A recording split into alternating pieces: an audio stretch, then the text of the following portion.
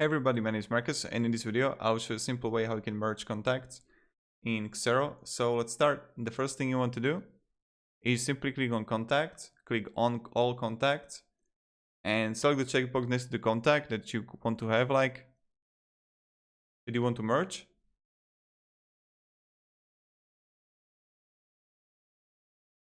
Now click on Options, and you're gonna see Merge. And now, okay, you don't choose the contact that you want to merge into.